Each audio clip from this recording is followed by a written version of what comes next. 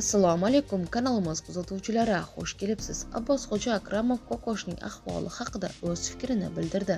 Assalomu alaykum. Kokosh masalasiga kelsak, hozircha biror narsa deya olmayman. Farg'onaga ota-onamni oldiga kelganman. Kelishimdan oldin oldiga kirib, xabar olib, xayrlashib kelgan edim. Qaytib borishim bilan hammasini tagiga yetaman. O'rganib chiqib, hammani fikrini o'rganib chiqaman. Uzoqlashmay kuzatib turing. Iltimos negativ yozmay, Allohdan duo qilib shifo so'rab turinglar. Ha aytgancha operatsiyani sen uchun qildirgan edi, sen esa yo'q bo'lib jimsan deganlarga men unga tish tirnog'im bilan qarshilik qilganman. Unaqa qilmang, shunday qoling, xalq sizni shundayligizcha sevadi deb maslahat berganman. Endi u ham yaxshilik uchun qildirganman degan edi, deydi bloger Abbosxo'ja.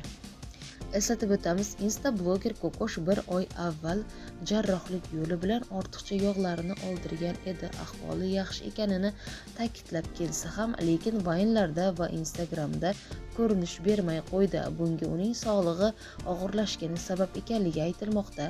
Noto'g'ri operatsiyasi hamda kamiga operatsiyadan so'ng bemorga korset taqishlik kerak edi, lekin negadir shifokorlar prostina bilan bog'lab qo'yishgan va ahvoli og'irligi aytilmoqda.